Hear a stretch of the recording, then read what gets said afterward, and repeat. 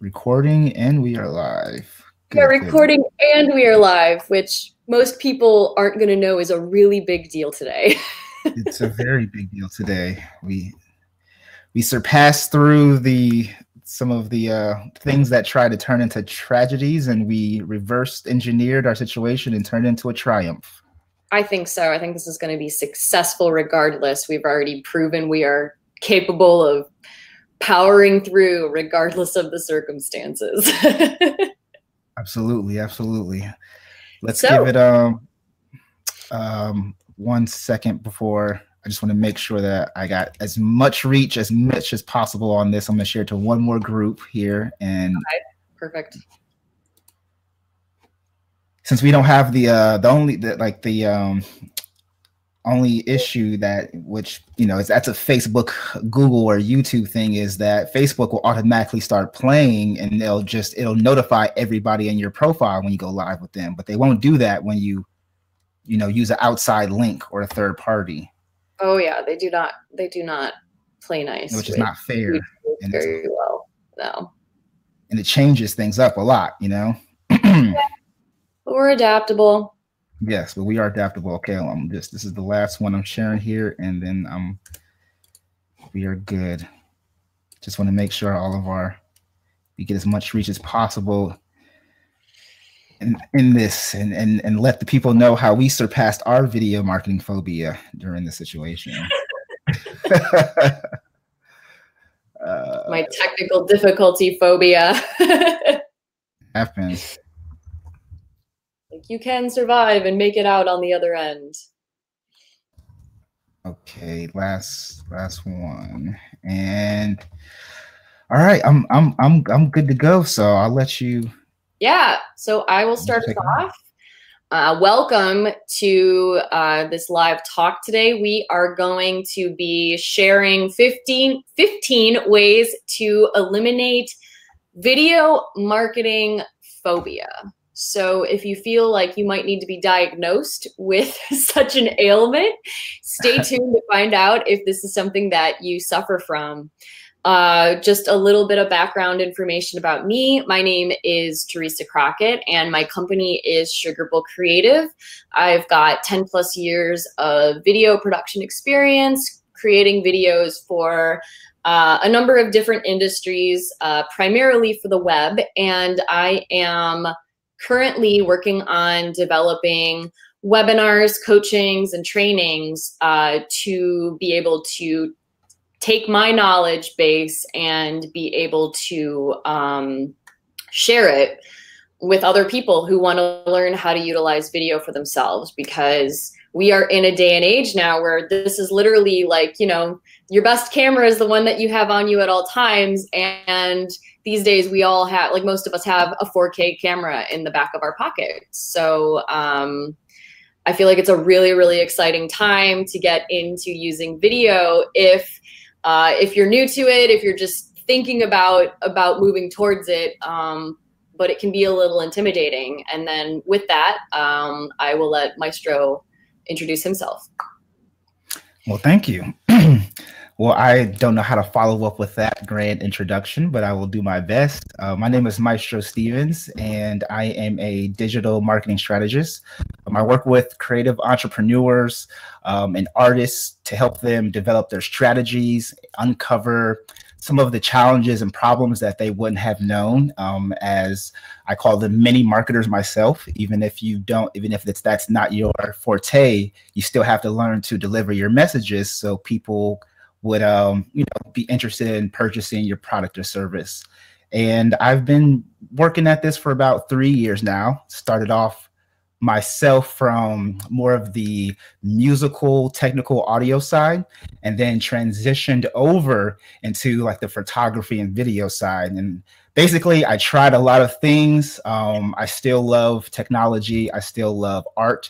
And what I call myself is a intentional entrepreneur and accidental marketer. So I kind of just fell into the whole thing of marketing because people kept asking me, well, hey, what do I do with this piece of content? Or what do I do with this asset? Or can you fix my computer, you nerd? And yeah, I just kind of just got christened on with the whole marketing ability. And that's what I love to do. And I am excited here to be with Teresa and to help my company and her company deliver these opportunities and these unknowns that you all are probably wondering how to get past some things. And we've had some issues ourselves today. So I can tell you right now that, you know, we what they say, eat your own dog food, and we practice what we preach. And when we say that these are things we empathize with you on, we truly mean that 100%. Yeah, so I actually have, you know, 3 years of improv experience, so I'm no stranger to just being able to wing it and move forward and work with what we've got. But why don't you explain to people who might be a little bit scratching their head about what video marketing phobia actually means? Why don't you explain a little bit to our viewers what that is? Well, I guess then that's a great segue. Can I move over to the next slide and absolutely, answer the question? Video marketing phobia, right? So that's a great question. Exactly what is video marketing phobia? And in a nutshell, I'll give you a general form. It's basically the fears that people have of using video, creating video, sharing video, planning video. Yes, to market themselves. And, you know, we get overwhelmed with these things and we get anxiety. So that's my definition. And I'm going to let Teresa kind of give her own definition, because everybody has their own viewpoint of what their video marketing phobia is.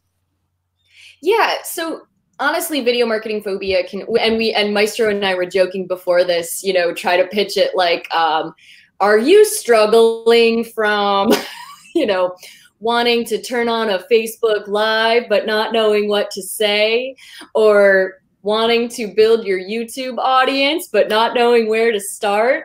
Then you might be suffering from video marketing phobia. Just to play a little bit off of those fun little, you know, medication, prescription commercials that we're all used to coming across on television. So I think video marketing phobia can be, you know, you could be scared of one aspect of making video, or you could be scared of everything.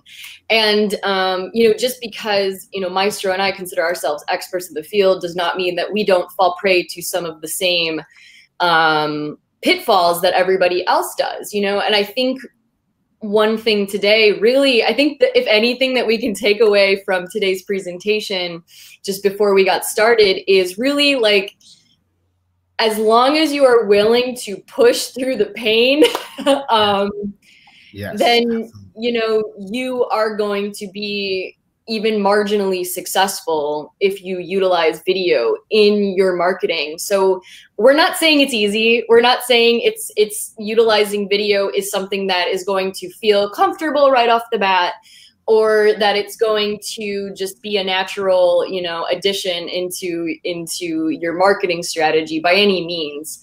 But please know that, you know, I think it's always comforting to know that even the experts have the issues of, you know, not being able to get the live stream to work, even though, you know, it worked the day before, or when we were testing it out, it was great. You just got to roll with the punches on some of this stuff, and some things you can fix and some things you got to throw away and start from scratch. And it always, you know, it's a situational thing depending on that, but it's just that willingness, you know. I'd say the main antidote is just being willing to move past it. Absolutely. I completely agree. And just to give a couple of touch points on what Teresa was talking about as some of the common symptoms.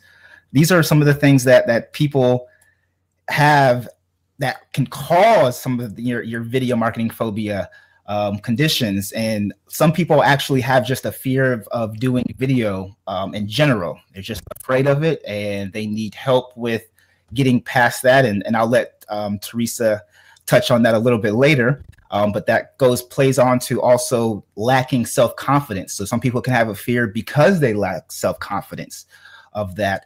There's others that actually they're not really unconfident about themselves, but they just procrastinate too much. And, you know, I can relate to that at some times because I have another condition of which we call analysis paralysis, right? Yes. So I'm doing all these things, and I'm sure Teresa can relate to that. And you have all these options and you just procrastinate because you don't know just to go with something versus like weighing out every scenario.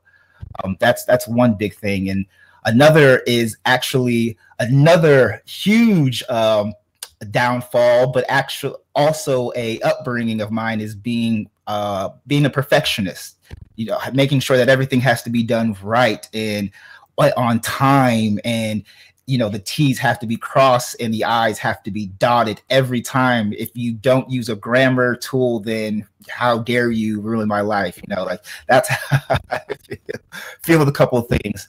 And the next one, sometimes a symptom that some people have in common with their video marketing phobia is just lacking effort. And a good friend of mine, Nicholas Kelly, helped kind of coin this term for me a few years ago. And it comes from like the sports, but anybody can use it, is called fake hustle. And like what that means in a simple form is, you ever seen people like playing basketball and then you have that one player jump out for the ball when it's going out of bounds, knowing he's not going to get it, but he wants to show coach that he's putting in the effort? You know, that's not really true effort right there. You know, it's called fake hustle where we come from. It's going out of bounds. You haven't been playing D this whole time. You haven't been helping your teammates. You just want to show coach, like, I'm in here because I went for something that really didn't help us at all achieve our goals. And last but not least, the thing that Teresa and I went through today was some of the technical difficulties. Sometimes it could be equipment, physical. Sometimes it could be tools like software. But people get technically overloaded with all these options, going back to you know, fearing video. And that was one of our big issues today. And I'll let Teresa touch more on that and how she felt, and then maybe give a story on one of her past clients that, you know, had one of these type of symptoms for video marketing phobia.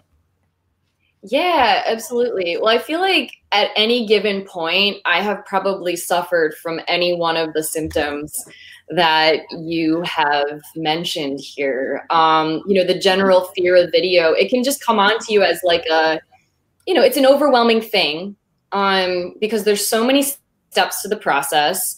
And like you're saying, you know, you can get caught up with your procrastination, with your perfectionism, with the tech overload, with that lack of effort, with the lack of confidence. You can get caught up with that at absolutely any phase of the process.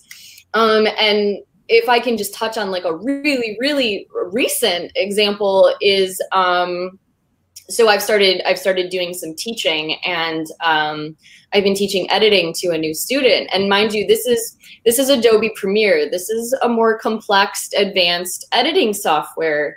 And you know, we started on a little bit of an older computer, which was having some issues with being able to, you know, load without going into like a non-responsive mode, or it was just a very frustrating experience. So, you know, it was just a matter of me talking her through the idea of like, you know, because she kept saying like, oh, I'm stupid. I can't, you know, like I feel stupid. I can't make this happen. And I'm like, it's not you. Like there's a number of variables here. First of all, something new is always going to be a challenge. Something new is always going to feel uncomfortable, and it should, because it helps you grow, and it helps you get better at what you're doing. And to be perfectly honest, if there wasn't a little bit of a learning curve with things, you know, anybody could do it. You know, you have to be willing to put in a little, and once I walked her through that, she realized like, hey, not as difficult with a little bit of practice, with a little bit of, you know, having somebody there to obviously be able to answer the questions and kind of address some of the pain points of why it's not working as expected. Because I think that's another thing we get stuck on, is that we have an expectation of what it's going to be here, and the reality might be a little bit down here. And you know, it just takes it can take a lot of work sometimes to slowly ramp yourself up to where these two things are in line. It doesn't mean that you're terrible. I mean, you might start off not that great at it, to be perfectly honest, but it's that willingness, like Maestro was talking about, of putting in actual effort into it and being willing to work through those pain points where you start to be like, now I have a training client who was super excited yesterday to send me a preview of a video that she was 99% done with, and she can't believe that, oh my gosh, I'm gonna have a finished video that I shot and edited by the end of the week. And I think that's, you know, taking those little wins, you know, any little win along the way. After your first successful Facebook Live, or after your first successful, you know, YouTube subscriber or something like that, you know, just being able to give yourself a moment to pat the old back and give yourself an opportunity to like take the little wins for what they are, because the little wins are big. The little wins are big. The little wins are huge, and they matter. Absolutely. And it's important to, you know, recognize, especially when you're like being that perfectionist and you want things to everything, you know, I fall into that too. It's like, I think I have even a harder time with it, because I expect every time I go live, it has to be the most perfect, you know, everything about it, because I'm the expert. People are looking at me to look perfect. And so I'm not immune to this. I definitely get caught up into perfection is one of my downfalls as well. And I'm just kind of learning, especially with live, you just got to roll with it. The beauty in live actually is in the imperfection of it, is in the authenticity, is in the fact that at any point you and I could flub or fall over or whatever, you know. That's why people have watched SNL for like 40 years. Right. That's a great point. And so speaking of that, I think that this would be a great time for us to kind of give an example and show them a video of some of these symptoms. We wanted to give you all a metaphorical understanding of, you know, being under how they used to do this back in the day. And the example we're going to show you was based on a drug prescription, but let's just say by the end of some of these commercials, like you didn't know what you had at the beginning, and by the end of it, you're like, oh my goodness, like I have XYZ, or I have this, because they just told me all these different symptoms and causes that let me know what I did not know before, but now I know, and these things are what's causing this. And for us, it's video marketing phobia. So we're just going to show you a quick video to kind of give you an example of what that is, and let's see if I can, or maybe, oh, Teresa, you can draw that up for us real quick. Doesn't it look like? Is that loading? Yes. All right, I will go ahead and play her. You know when you feel the weight of sadness. You may feel exhausted, hopeless, and anxious. Whatever you do, you feel lonely and don't enjoy the things you once loved. Things just don't feel like they used to. These are some symptoms of depression, a serious medical condition affecting over 20 million Americans. While the cause is unknown, depression may be related to an imbalance of natural chemicals between nerve cells in the brain.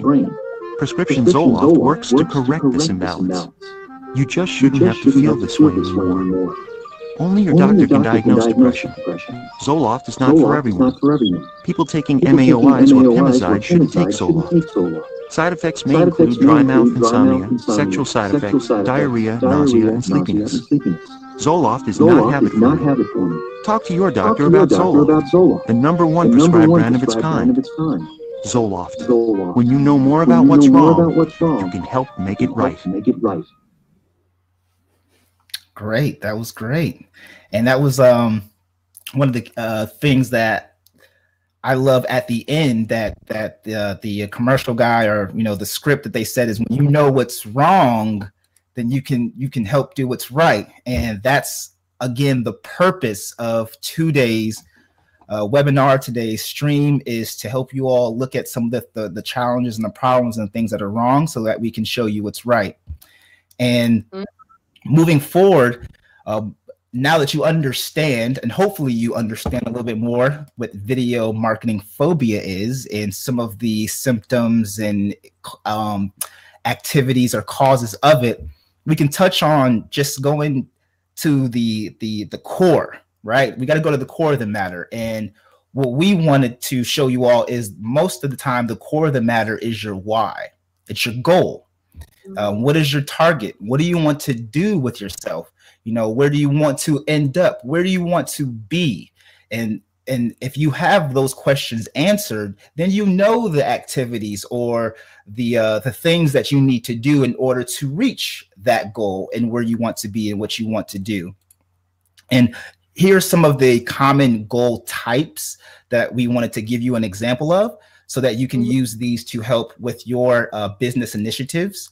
And then I'm going to give a couple of these goal types, and then I'm going to ask, you know, Teresa if she has an example from any of her past clients that, you know, had a one or two of these goal types as well. But the first goal type was building awareness. And some people just really want to build awareness of a specific idea or a product or a service or their brand. And it doesn't always mean that they want to initially make money in the beginning. And it gets a little bit more advanced level marketing tactics that go beyond the scope of this particular stream. However, it does not mean that it's not something that you can't think about, you know, within today's topic.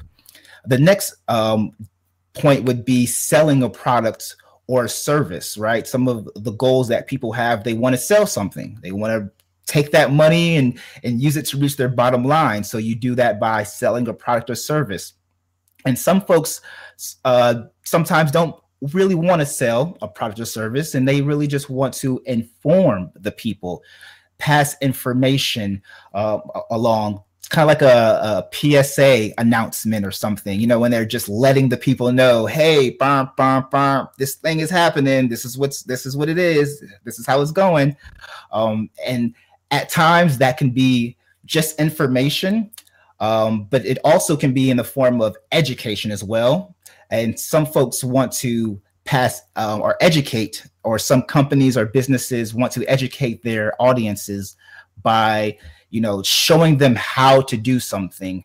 I mean, I'm sure you all have seen YouTube videos. I know I have. I do it all the time. That's how I got a lot of the life hacking, tech hacking information that I use today. But looking at, you know, how to do this tutorials, how to do that tutorials. You know, my grandmother, 62 years old, using, you know, the first edition iPad still. I got to tell grandma to get a new iPad for Christmas. I'm helping her with that. Another side story. But grandma's still using iPad. She's using YouTube, and she's looking up how to bake, you know, Christmas cookies or how to do this and do that. So that would be a way of that person on the other end of their YouTube video is educating my grandma, who is their audience.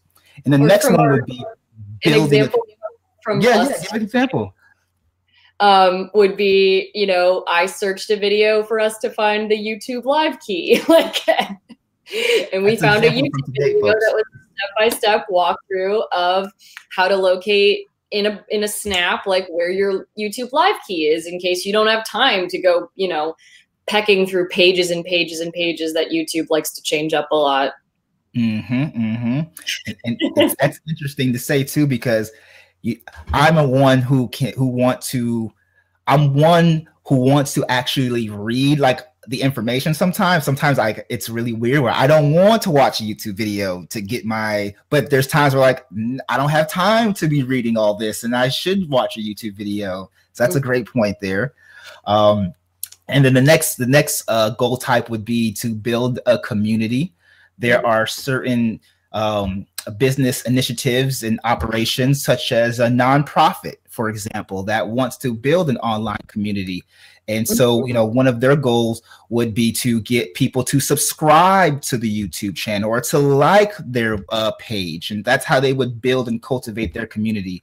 And then the last one would be, and this to me is one that wraps up all of the goals, would be to become an influencer. And in order to become an influencer, you have to at least hit, if not all, most of the other points here. To become an influencer, you have to have awareness. People have to know about you. AKA you have to, have a lot of people sharing your content, about you. You have to be able to sell a product. Even if you don't sell a product for yourself, if you're an influencer, people are paying you or initiating you or, using you as a resource to sell their product or service. So you have to be able to do that. Now, same thing with informed audiences. I'm sorry. Interrupt you real quick, because I think there's a lot of. I'd like to hear from you, Maestro, what your definition of an influencer is, because I feel like it's a term that gets thrown around a lot, and there's a lot of like people are like, oh yeah, I'm going to be an influencer without totally knowing what that means. That's a good point. That is a very good point. I'll give my definition, and you can tell me your definition.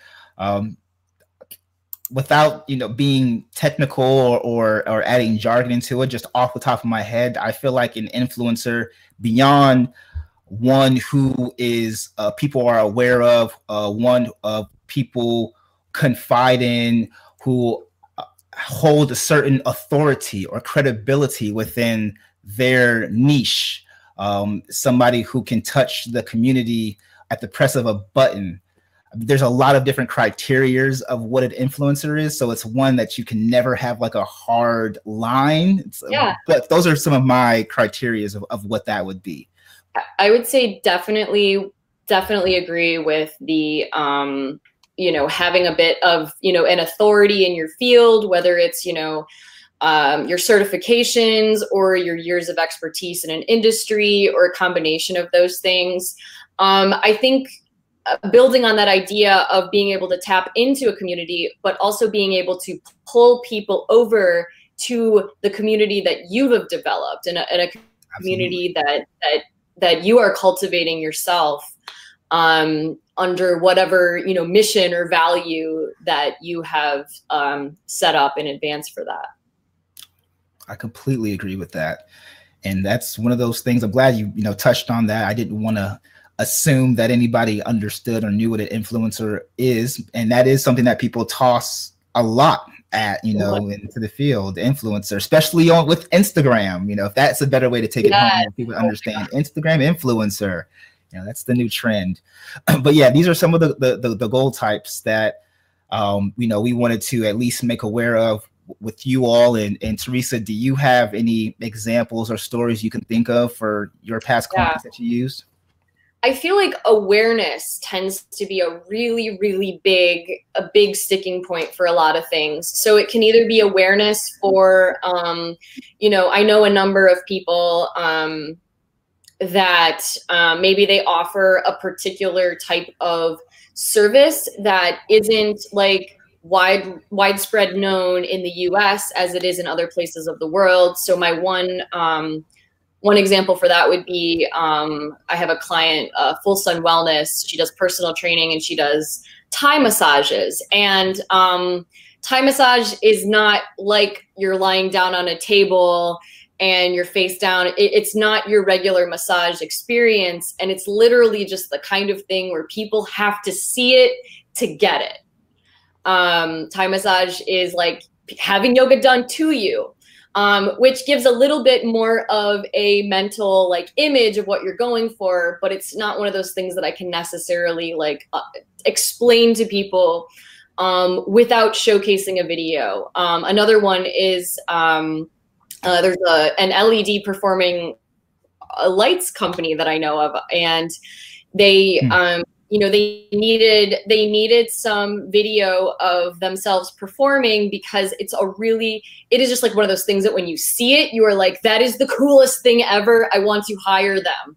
But if you are trying to explain it, it's just words do not do LED performance art justice at all. Because it's one of those things that's meant to be a spectacle to your eyes. So it needs to be visualized, and we are such visual, we're such a visual type of mind that it's just see it, get it, good. So I think awareness is definitely like a big one, especially for people who are, within their first 3 years of business. They don't have too much of a widespread market now, either spreading awareness for what the services you offer or the awareness for you know, your brand and the recognition of that. What sets your Thai massage apart from the next person's? Is it your geographical location, or is it, you know, is there something else that you add to it in addition to that? Yeah, thank you. Absolutely. Those are really good examples and really good stories. And all those lead to, which I'm sure Teresa's client had to have, and what we employ you to have as well, is, you know, your mission. And all these things lead back towards your business, your mission, or the mission of your business. So we have all these goals, and that's great. But again, it goes back to the core and the why of what you're doing this for. And if you're using or utilizing video marketing to the best of its capabilities, then the things that you're doing are going back to the bottom line, which is the company's mission and touch. So a big question that people have, you know, after they've heard about what video marketing is, or video marketing phobia is, excuse me, you know, what are the common symptoms? You know, what are some of the goals and the goal types that I can be thinking about? The next most likely question is, where do I start? You know, how do I start? That is the number one pain point that people come to me with. Yes. Starting, right? It's a huge pain point. So starting is something that a lot of people think you have to have XYZ in place before you can start. And as a strategist, right, I have to look at myself, and Teresa can give you a different angle, because me and her have so much in common. Like, we have integrated on what we do, but then at the same time, we are also on opposite sides of the hemispheres for certain things, and that's what makes the yin and the yang work together well. But for me, it's like I get hives when people come to me without some type of like idea of a plan of what they want to do, and, you know, before we start, because I like to start off on the best foot moving forward. But what I will never do, though, is contradict the fact that sometimes you just got to do something and then let the rest come as it flows. And I had to learn it the hard way. So I had to even push myself back with my strategic mindset. And I'll let Teresa kind of, you know, give example of how she feels when it comes to starting. I feel like it's easier to like help other people start than it is to start yourself. Yeah. You know, we all have struggles with things, and I think part of it depends on, you know, how you work best. I am a little bit more of an improviser, so for me, starting a video really just relies on, like, I just need to have, like, okay, what's the pain point that I'm trying to solve with this video? So therefore, what's the title of the video? And then therefore, you know, what are the points that I need to touch upon? And then from there, I do a lot of improvisation with it. But that is my comfort level, and that's where I'm comfortable with. But when it comes to other people, you know, a lot of it is just a conversation. Like, it really doesn't have to be more complicated than maybe, you know, having a conversation with somebody and asking them to interview you, take notes on what they come up with. Regarding starting, when you are a business owner, if you're specifically utilizing video for your marketing strategy as a business owner, I do always recommend that people have just a few of those things in place, including, you know, have a logo, have some type of brand identity. Even if it's something that changes over time, just having that starting point with it, it'll make it a lot more easy to think out, especially if you're working with, you know, a video producer on things like the look, the feel of it, that sort of thing. And then in terms of content, it's really, you know, it's starting with that goal. Like, establishing that goal is really where you want to start. You know, do you want to grow the YouTube audience to build your community? Are you looking to sell a product or service? Do people just not know what it is you do because it's just not that common where they live? So, you know, everything starts with identifying, you know, the pain points, their pain points, and your own personal pain points with how you how you want to move forward. And I feel like it's such an easy thing to just overthink and give up on. You know, that's what most of us do. Like, no, I'll think about that tomorrow. I'll think about that tomorrow, you know? Yeah. And tomorrow never comes sometimes. It can just be a matter of, you know, getting yourself over the first hurdle, even if you don't make that great of a video, you know. Sometimes it's just a matter of deciding like, hey, I want to talk about this particular topic, and I'm just going to do a Facebook Live because that is the line of least resistance. But at least, you know, you do that first live, maybe one person saw it, maybe it was your grandma, maybe no one tuned in. But you got the first thing under your belt. It's the first thing that helps you generate the momentum, you know. Isn't there that the fact about like space travel is that 90% of the fuel on a rocket is like used to launch. And then once you're up in space, they drop the rockets because they don't even need them anymore. They just fall to the ocean. Yeah. So it's really just a matter of sometimes it's a rocky start, you know. You don't need to be in rocket science to just start playing around with tools and give yourself a little bit of permission to screw up, to be imperfect, and to have fun with it. What a concept. Like, you can actually just try stuff and have fun and not worry too much about what the results are going to be, because you can always delete it, you know. You can always remove it, and you can always use it also as your benchmark for where you started. And I can't tell you the number of, you know, YouTubers I watch their videos and they're like, here's a video of me watching my first video, and they're always hilarious because they're just like, wow, look at how much I have grown and advanced at this craft in the last 2 years, 5 years, however long they're doing it for. But I think it's kind of exciting to even, you know, if you want to give yourself a low benchmarker to start, like, you can only improve from there. And I think it's those, you know, it's also part of that, celebrating the wins, even if it's just, I went live and I was scared to, you know? Yeah. It's the small victories, folks. The small victories that make the big differences. And the good news that we have for you to hear today, and beyond this good news, we have more good news later, but the good news is that you've already started. You know, today is the day that you started. Touching back on what Teresa was mentioning about, you know, as they say, tomorrow, or there's always tomorrow. Don't let Annie lie to you. Tomorrow. I'm not a singer, but I remember that song. And there's not always tomorrow. Sometimes you have to take heed of today. Carpe diem is what they usually say. And today is the day that you've already started. You've taken initiative. You've taken the step to want to uncover, want to unveil, want to find some of those issues, some of those problems, and even some tips and tricks moving forward. But today is the day that you've already started. And we want you to congratulate yourself, give yourself a hug right now, pat yourself on the back. I know it's a little early. You don't need to have a drink unless it's late somewhere else, because we have some international viewers. You know, have a little toddy. Do what you have to do, but congratulate yourself for starting today.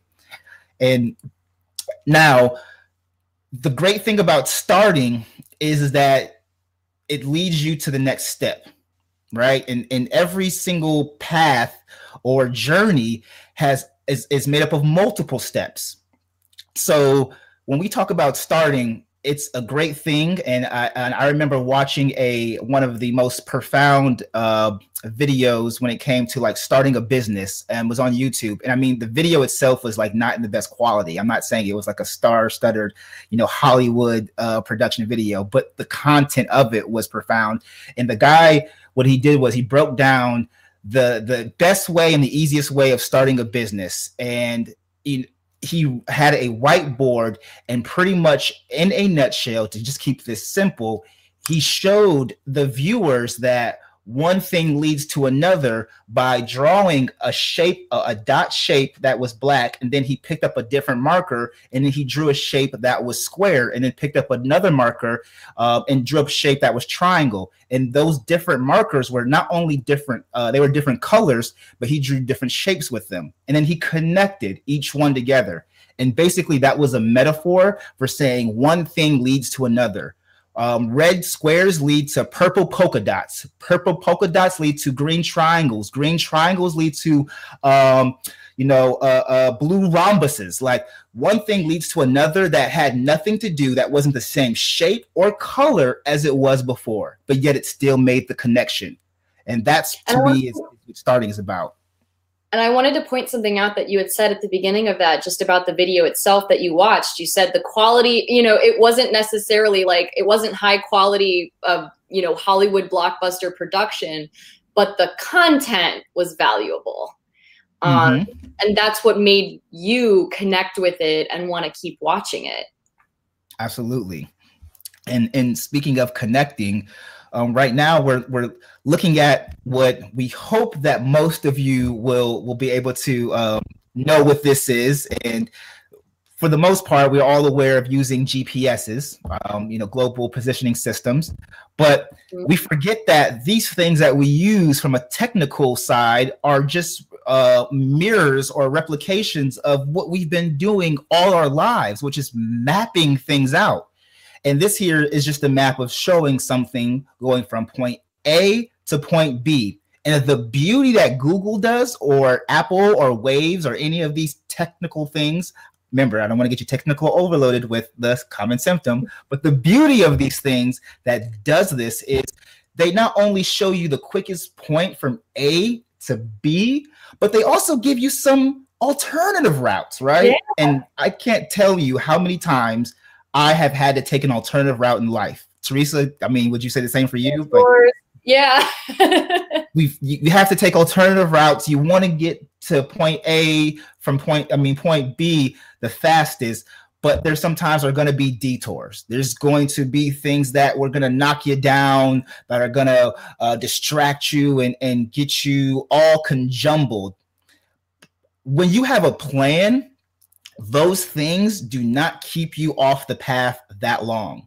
When you have a plan, those things will be the least of your worries when it comes to reaching your journey. What you should really be worried about is what you're going to do with all that money when you get there. But that's a whole nother story. That's what I'm worried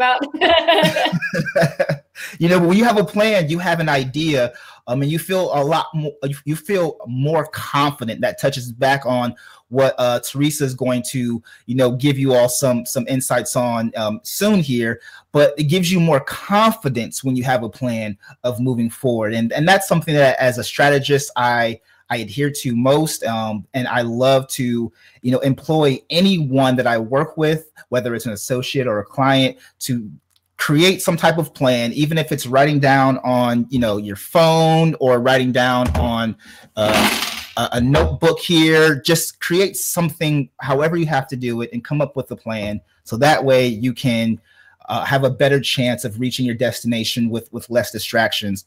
And some of the strategies that I wanted to just touch on and show you all about planning that me and Teresa have come up here with are things like what are the activities. So what are your activities that you're doing in order to reach your destination?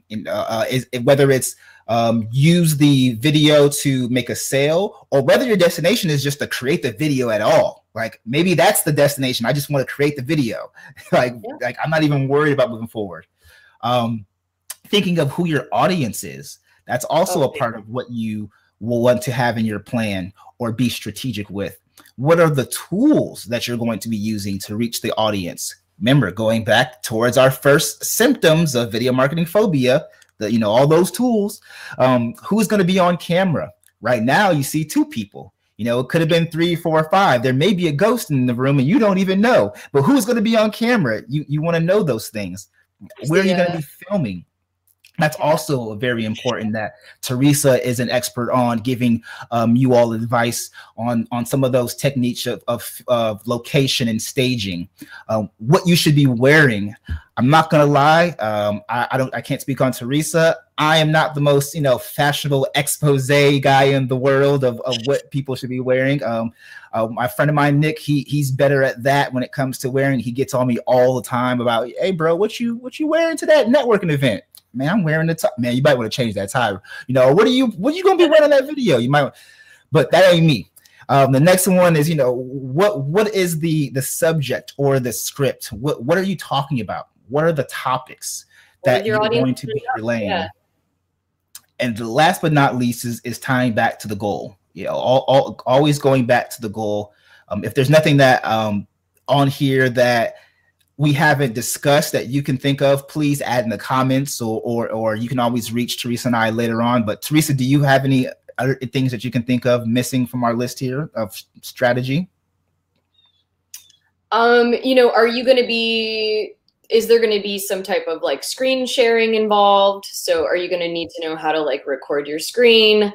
That's a very common thing for a how-to or a tutorial or something of that nature where you're trying to walk your user through utilizing some type of software. Off the top of my head though, I think this is a very complete list, and I don't want to completely, get back to one of these symptoms and overwhelm our audience. Understood. Well, I'll let you, speaking of, carry our audience over to the next. Yeah, absolutely. So something that I like to really touch upon a lot, and I know it's not, and I think, so there's camera confidence, but I mean, this ties into the confidence in general, because maybe somebody is super confident in front of the camera. I bring this up because this is actually, I will just be completely honest, like this is one of my challenges, is, showing up for the camera and being confident in doing so. And there's a couple of different things that you can do if you are uncomfortable, but something I like to remind myself is that even famous celebrities do not like to watch their own movies. So I just, to quote Reese Witherspoon, I can't watch myself. I don't know. Who feels good looking at themselves? Nobody, right? Anytime we look at ourselves back, there's always going to be something that we can find to critique, something that we can be like, oh, you do that thing where you're like, oh, I did this and I should have done this, that sort of thing. But then, maybe that was exactly the information that somebody needed at that point. But I know that confidence can come in a number of different ways, because you can also be, you can also have confidence issues in the technical side of things, in, your knowledge of, am I using the right camera, and second guessing yourself about that, am I using the right editing software, or I don't know how to use this editing software, so therefore I'm an idiot. A lot of those things can come into it, or even just, having the confidence once you've recorded the video, once you've got it ready, putting it out there sometimes can even, you can run into your own, you can stop yourself. I've done that to myself more than once. And I know I've talked to, a number of other entrepreneurs who are like, yeah, I recorded the thing. Maybe one day I'll actually show it to people. Yeah, that too. And then, the technical difficulties, like difficulties that we had today, not being able to get a live stream to work the way we wanted it to. I mean, that type of thing can cause a confidence issue in somebody being like, oh, well, I'm telling people that I'm this technical expert in video and I can't even get my live stream to work. I'm a loser. I'm a failure. It's really easy if you have a tendency towards perfectionism, or, you are very conscientious of trying to put yourself out there in a specific way. It's a matter of looking into, like, well, what is it that's causing this lack of confidence? And it's not even, like I said, it's not even necessarily a camera confidence thing. And I don't know if there's anything, Maestro, you want to touch upon regarding confidence, and any anecdotes that you might be able to share.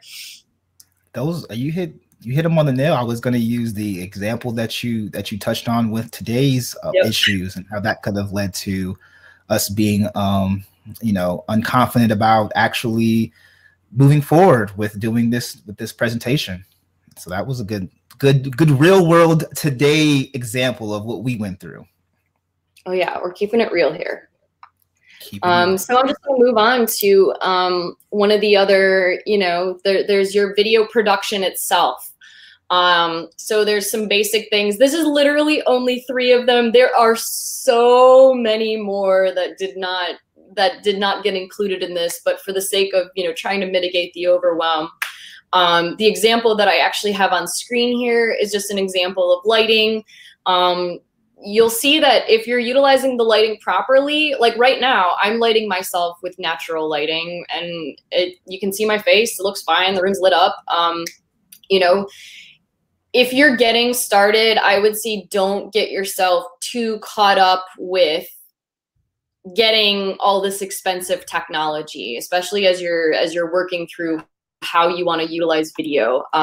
You know, I get a lot of questions about like how to set up my camera. Where do I set up my camera? Like, what's the best location? What do I do about the audio? I know a common thing that people don't necessarily think about with their videos is how it sounds. But you can guarantee that your audience knows exactly how it sounds. And if it does not sound good, they are 10 times more likely, I guarantee it, to turn it off than if it was poor video quality. Because sound actually has like this visceral thing for us that like actually ties into our nervous system. And when things don't sound good, I mean, it's physically painful. I don't know if you ever have that, but you got to plug your ears when there's like a siren or anything coming down the street. Yeah. If audio quality is that bad, or if it's doing what's called clipping, where it just keeps getting too loud and cutting in and out, or different things like that, people will tune out to a feed. The good thing about that is that there are just a ton of really, really, really cheap ways that you can invest very, very efficiently, and very simple ways that you can invest in audio or lighting. And, you know, obviously, like, this is your camera.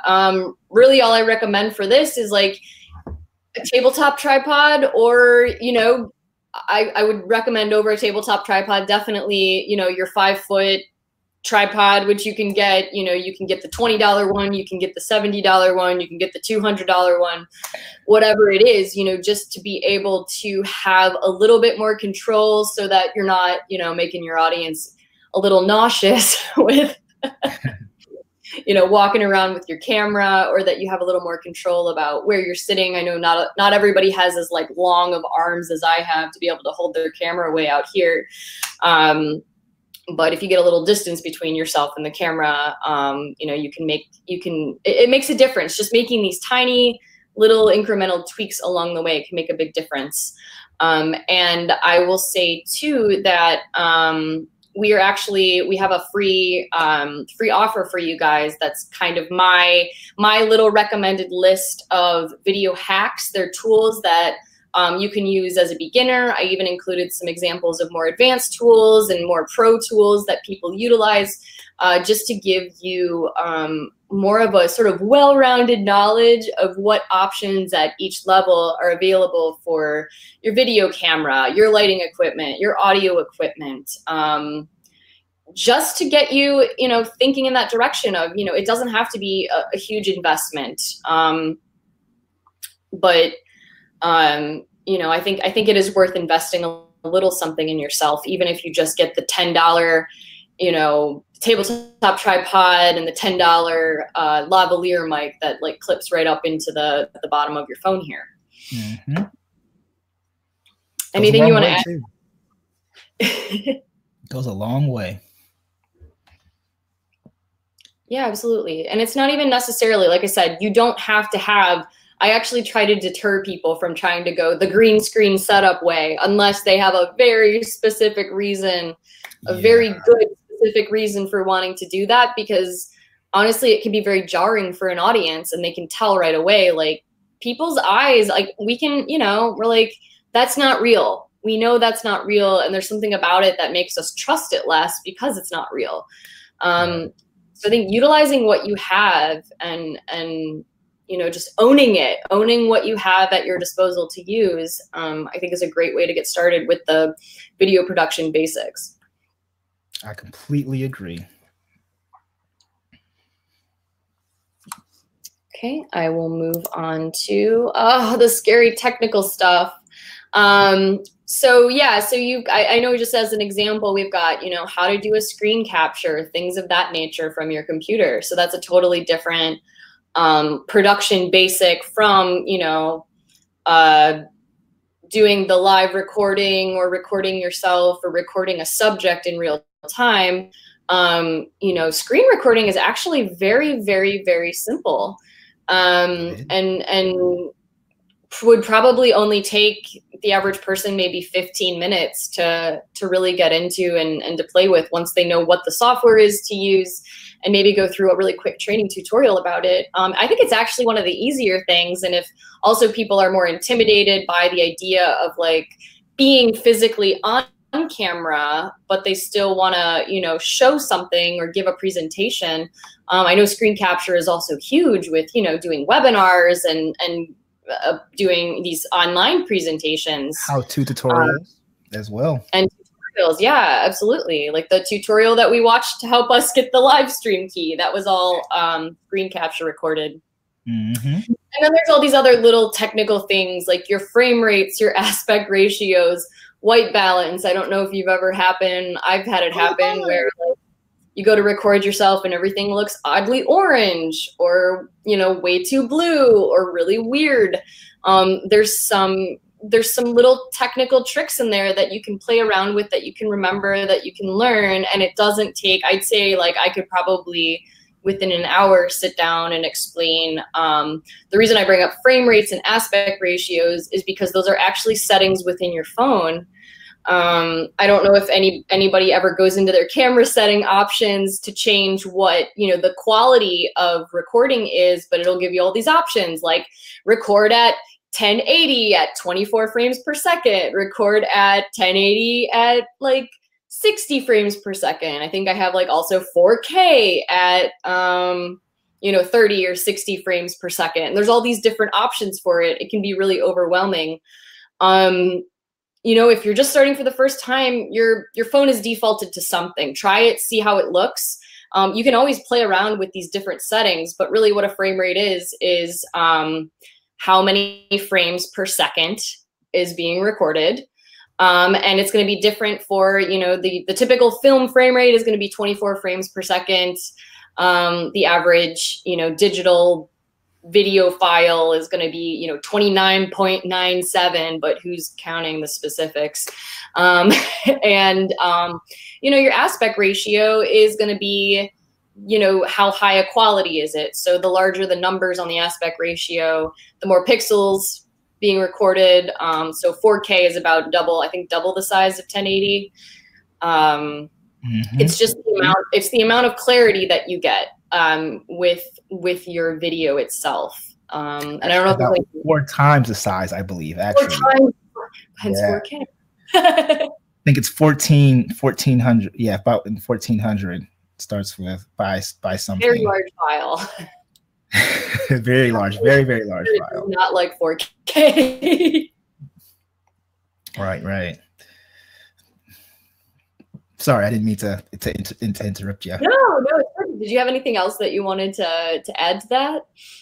I think that you touched all of them on the nail. I like going from my previous and past experiences, learning what I guess what they've coined and christened as the not aspect ratio, but the I just had it on top of my tongue, but the triangle, the exposure triangle. And once you learn the exposure triangle, you pretty much, as far as it's the same thing playing with video versus photography. But once you learn how light works, and that's basically what all the exposure triangle is teaching you. But once you learn how light works, you in the technical aspects of, like Teresa mentioned before, the frame rates, you get a lot more comfortable moving forward, and you just have to keep practicing, because the more things that happen while you're on set or while you're live that can cause issues, the more you're able to prevent those things from happening again. Because when you don't know, you don't know. When you don't know what you don't know. So until they actually happen and you find out, you you really don't know. And then when you're out in the field, as they call in the filming world, you know, run and gun style, where you're just running with the camera and you're going through all these different light scenarios and sound scenarios, you have to adjust on the fly at times. And yes, yeah. if you don't learn how to do that, it makes it a little difficult moving forward, you know, when times get real hard. So that's what I would say. A lot of like packing for a video production is like packing the extra things that you may not need, but that you have with you just in case, because of that one time where that thing happened. Yeah. You know, so a lot of it, you know, I can't tell you the number of times that I've been on set and I had something happen where I was like, never again. I am going to, you know, I'm going to make sure through how I pack for this and how I plan for this that it will never happen again. But it's like, you have to have those problems arise first, troubleshoot them and solve them for the future. So, you know, even if you have something happen that's considered a failure, you know, I think a very common thing that'll happen is, you know, especially if you're using a separate recording device, maybe your video records and your audio doesn't, maybe because, you know, it wasn't properly plugged in all the way, or it wasn't, you know, the mic pack just wasn't live, or any number of things can happen, or maybe the file corrupted. I mean, you can have things like that happen. It's just a matter of being willing to learn from the experience, chalk it up as, you know, I got this from now on because this happened, and, you know, turn it into a future win. Going back to those wins, those yes, little wins. Absolutely.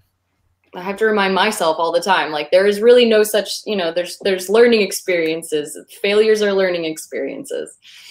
Yes, yes, they are. Well, we want to move on to our next point. Yes. Let's do so. So let's tie you know, all this together and answer the one question that you've probably been asking, since now we've, you know, showed you what video marketing phobia is and the symptoms that can cause it, and some of the ways that you can alleviate, you know, and eliminate some of these symptoms by having these things prepared. Video marketing phobia in a nutshell, video marketing in a nutshell is the ongoing process of creating, sharing, and optimizing relevant video content to an audience that is aligned with your business goals. And that is not a definition that we took from Wiki or the, you know, dictionary.com. That's something that, you know, was cultivated originally just to keep things simple. But this is what video marketing is. And as a good friend mentioned the other day, Einstein said, if you can't simply explain it, you know, then you really don't know it well enough.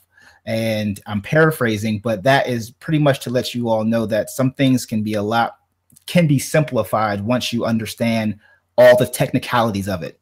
And that's what video marketing is. It's just creating, sharing, and optimizing. And I'm going to show you, I'm going to walk you down a little bit what that means. We're not going to go in too deep today, but I'll give you some examples of what that means here soon. So we've answered what video marketing is, then let's go to what video sharing is. And all video sharing is sharing is the activity of sharing video content. And people share video content in many different ways. As you can see, here are some of the popular platforms that people use to share content with. We all know the big red elephant in the room, aka YouTube, and they stick out like a sore thumb. And I did this, you know, on purpose to show you. Look at Vimeo and Wistia, and those also are great platforms themselves. But YouTube is known for sticking out amongst the rest of the platforms because of how easy it is for people to access content with the platform, and how easy it is for you to create and upload and publish content. And then another thing, that they are also owned and work with Google, who owns the internet. You know, there's a popular game I used to play back in the day because I'm a nerd called Resident Evil. And I think Google is the equivalent of Umbrella in Resident Evil, but that's just my opinion, a whole other story. But these are the platforms here that you would use to share video content with. And you don't have to make it complicated. Just video sharing is sharing video, whether it's your own video, whether it's your neighbor's video. I don't know why you'd be sharing your literal neighbor's video next door. That's a weird story. But whether it's your, a friend's video or associate's video, whether it's the nonprofit video that you want to share, or even more importantly, these days, I see a lot of sharing of videos of like missing persons, right? And using videos to help uncover cases for people that have gotten in trouble or been in trouble. So video is used in so many different ways, and sharing video is very important. Is there any other ways that you can think of, Teresa, that I didn't mention of why or how people share video? I think it's important not to get too bogged down on like the platform that you choose to utilize. Like if the only thing you recognize that you're looking at right now is YouTube, then just use YouTube. It's not that I know Wistia is a fantastic, very expensive paid service that I had the privilege of using a number of years ago. And there's going to be your fallbacks and your benefits to each one of these services. But I think definitely, having that presence on YouTube especially is the easiest way to share it, the easiest way to get it disseminated to as large of an audience as possible, and to get your content found the easiest. Absolutely. So, speaking of YouTube, what we like to consider optimization, there are different ways you can optimize different things, but within the example that we're giving today, we're going to be talking about channel optimization and video optimization. So when you think of optimization, I want you to think of simplicity. Think of adding your channel art. Think of adding your channel icon or profile. Think of the about section on your channel. And although this may be YouTube you're looking at, you can do the same thing with Wistia. You can do the same thing with Vimeo. So you can add some of these simple ways to optimize your channel, and you don't have to overcomplicate things. And then what you can also do too is optimize. And I don't have it necessarily in this particular example, but in the right-hand corner of the channel art section, that's where you normally will see your social network icons. So you can optimize it that way by adding the different icons so that people can share your channel as well. Then optimizing the video is very, very similar. The difference is that when you're doing the channel, you optimize it. Well, it's normally you optimize it one time, and if you need to update it for something else later, then you update it.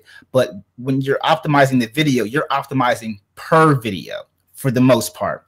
And so with this particular example, we're showing you that you want to hit these 5 things on the head, and the keyword, the fifth one is integrated with another one, and I'll let you know exactly what that means. But the first thing you want to do is optimize your title.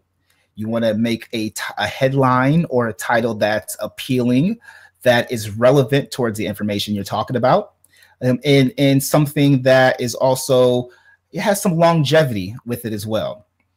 You want to optimize your description area. Whatever it is that you're speaking on, informing, educating, or selling, the description area is a perfect place to put that in there. I'm sure you all have seen the infamous, I don't know what this term is called or coined it or whatever, but you get the 2 hands and you go, look down below, subscribe, comment below. Everybody's doing that now because they're calling people to this action within the description to engage with them. And the next, links. So I'm sorry. You can add links to the description. And you can add links to it, just like we have a link in our live stream today on YouTube. So again, we're practicing what we're preaching, which you can go get the videos hacks right now. Just click the link and it'll take you right there. The next place where you can optimize is the tags. And the reason why I wanted to touch on the tags, and it's not necessarily the same thing as keywords. I'll get to that in a second, but it's very similar. It's a very similar thought process. So you want to add relevant tags to your channel. That way people can look you up through different interest points. And it's another way people can reach you without even knowing who you are. You may have written or shown a video on content about cat videos, all those cat videos. You may have shown something about a Zoloft commercial. You know, are you fearing video marketing? Are you fearing, you know, the lack of confidence? Are you, whatever you're doing, in whatever category you are doing it in, that's where you want to put is in the tag section. And one of the next most important parts about optimizing your video is your thumbnail. That is the biggest thing. Yes, yeah, it's thumbnail is very important. I mean, wouldn't you agree, Teresa, that the thumbnail is like it's what people see? I mean, I know we're mentioning these other aspects of optimization that you can touch on, but if you hit the thumbnail on the head, I feel like you are like you're way ahead of the game than anything else, because like it's the first thing people see, and it's a visual, you know, it's a prelude, if you will, to what the content in the video is going to be. Yeah. And then the last one is going to be keywords, adding those keywords to your title. And that's why I didn't want to confuse people with keywords being tags. There are a lot of folks that confuse them and think they're the same thing, but what you want to do is utilize a keyword, and basically a keyword, keep it simple, is think of what you would type into YouTube right now when you're looking for something. So what other people would be typing in, you want to have something similar, if not the same. Take out the core of what they use and add that to your title. You just optimize yourself, right? Pat yourself on the back. So those are the things that you want to do to optimize your video. And the previous slide was the things that you want to do to optimize your channel. Is there any other fundamental or basic or essential aspects of optimization you can think of that we missed here? I think the biggest thing, you know, just to nail it home is, you know, as long as that title and that thumbnail are something that people want to click on, and you can really easily make your own YouTube cover thumbnails on Canva for free. And it's a really, really, really easy software to utilize. They actually have like a YouTube video thumbnail option that you can even click when you go there. So even if you don't know what, you know, the video aspect ratio is, Canva's already got that figured out for you, and it makes it really easy too. If you want to maintain like consistent channel art and have a consistent look to the types of, you know, thumbnails that you're uploading, and have them be in line with, you know, that cover photo, you know, maintain the brand, you know? Right. Absolutely. So what you want to, well, our next and last piece that we wanted to talk about that would hopefully drive home to you all this information, and hopefully it wasn't information overload, and if it is, well, now you know how we feel. But as the experts of containing all this good insights that we wanted to give you all today was simply breaking it down to a way you can understand it. Hopefully those who have had this when they were in elementary school or middle school, you've heard of Waldo with the W. We wanted to show you all a image of Waldo, and Teresa mentioned it. I forgot the exact word she used before. I used chaotic. What was the word that you used, Teresa, of this image? It's a world of madness. Madness, right. So it's a world of madness. And basically this image you're looking at is YouTube. That is YouTube. YouTube at this point is a world of madness, but there's so much good stuff in YouTube that we get stuck to it, like you know, flies to you know, garbage, or bees to honey, or you know, you know, a kid to you know, birthday cake in the morning instead of eating cereal, we get stuck to it and draw to it because it's so sweet that it's cool and it's something, a shiny object, and it gets overloaded and overcrowded. And a lot of times we ourselves, when we're using the same platform that we use to digest and intake information as a content producer versus a consumer, which are two different things, but as a content producer, we get stuck in this madness, as Teresa mentioned, in this chaos too. So finding Waldo, if you think of yourself as a Waldo, or, you know, I don't know what they would call, how would you name a female Waldo? What would a woman Waldo be called? Wanda. Her name was Wanda. Oh, Wanda. So trying to find Waldo or Wanda, right? We're not talking about the Wanda from In Living Color, Jamie Foxx style. We're talking about this Wanda. Waldo or Wanda, how do you stick out in the crowd of all this information is by doing some of the things that we mentioned today. And starting off with recognizing what your problems are. And also looking at some of those, the symptoms, and looking at how to start, and what Teresa touched on some of those technical things. That's how you become found. When you add that together on top of optimization and sharing, which is a key, you have to share, you get found. When you do all that, you get found. And I don't know if Teresa, I'm going to put Teresa on the spot here. I mean, I already kind of mentioned it before, but if anyone can find Waldo within this section, I feel like there's something that maybe we can offer, you know, that one person that can, you know, take a screenshot and draw a image around it. And Teresa has some good things coming up here next year, very soon, that one of y'all might be interested in, that she can touch on. But I feel like if anybody can find Waldo, maybe she'd be glad enough to incentivize or offer you something for that. Yeah, absolutely. And if you can find him before I can, I still can't find him. There is a false Waldo in the lower left-hand corner that I can't stop looking at, but he has a tiny mustache, and I know it's not him. So, yeah, anybody who can find Waldo before I can, no, I will give the first person who can send us a circled image of it a free access to, I'm doing starting in January 7th. It's going to be a 30-day create video for your brand. We're going to move through 4 weeks, 1 hour webinar once a week, starting on Monday, January 7th. And I'm going to walk you through, you know, a lot of these pain points so that we can actually work through them together, and you guys can do some hands-on work towards that. So if you really do not know where to start with video, I can also leave a link if anyone's interested in signing up for that in the description as well, because you know, we all need some hand-holding help every once in a while to get us moving in the right direction. Very well said. So to recap everything, list.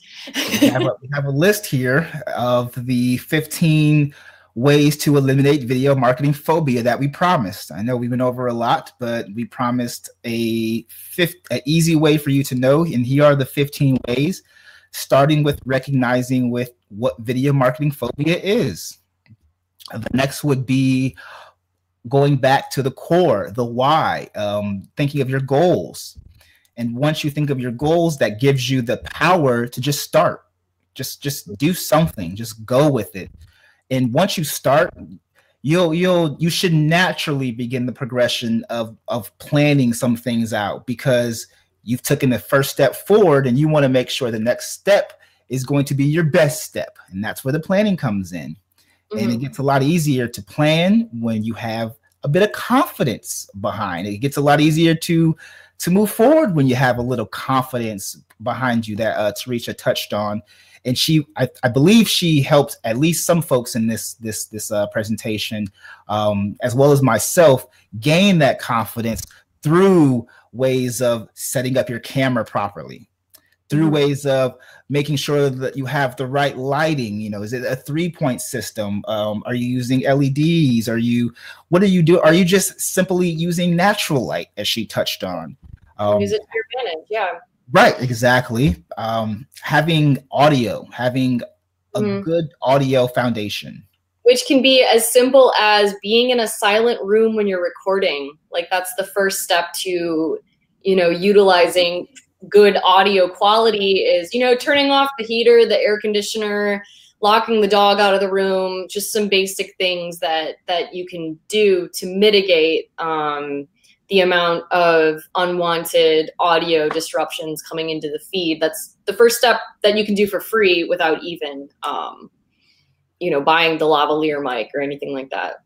Right, right.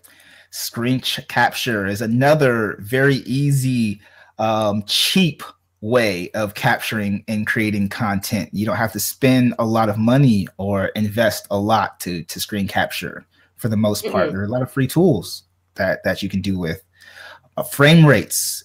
Teresa touched on frame rates. That's a little bit more of the technical side of things, but it also is something that will help you understand and prevent, not only eliminate, but prevent some of the video marketing phobia